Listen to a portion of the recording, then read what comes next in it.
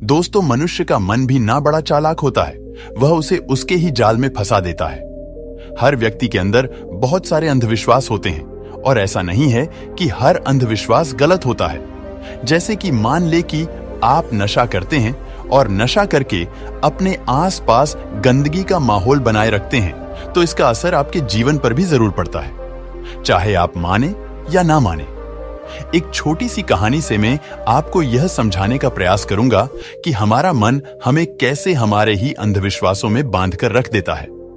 तो चलिए कहानी की शुरुआत करते हैं। एक बार बुद्ध एक नदी के किनारे से गुजर रहे थे और सर्दियों का समय था। सभी लोग मार्ग पर मोटे मोटे वस्त्र ओढ़कर चल रहे थे।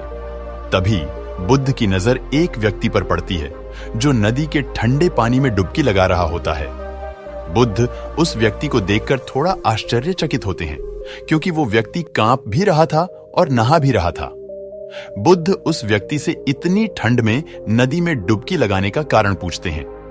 फिर वह व्यक्ति बुद्ध को बताता है कि वह सुबह सुबह नदी में नहा धोकर पूजा के लिए जा रहा था।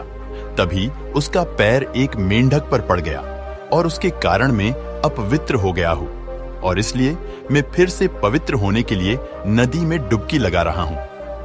बुद्ध उस व्यक्ति की बात सुनकर मुस्कुराते हैं और उससे पूछते हैं, क्या तुम मुझे बता सकते हो कि वो मेंढक कहां रहता है? वह व्यक्ति कहता है, पानी में। फिर बुद्ध कहते हैं, जब तुम इस पानी में डुबकी लगाने से पवित्र हो सकते हो, तो वह मेंढक तो हमेशा से ही इस पानी में ही रहता है, तो वह मेंढक तो पहले से ही पवित्र होगा। उसके छूने से तुम अपवित्र कैसे हो सकते हैं? उस व्यक्ति को बुद्ध की बात जचती है और वह पानी के बाहर आ जाता है।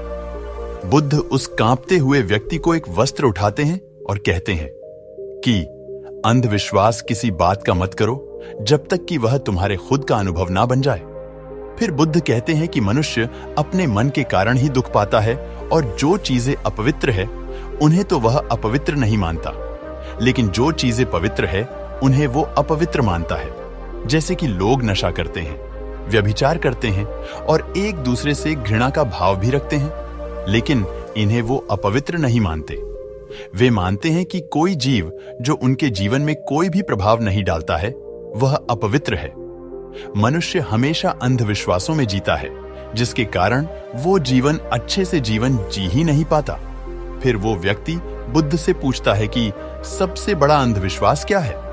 फिर बुद्ध कहते हैं कि मनुष्य का सबसे बड़ा अंधविश्वास यह है कि उसे लगता है कि वह अपने मन के द्वारा ही अपने मन से मुक्त हो जाएगा, यानी अपने मन के द्वारा ही अपने जीवन के सभी दुखों से मुक्त हो जाएगा।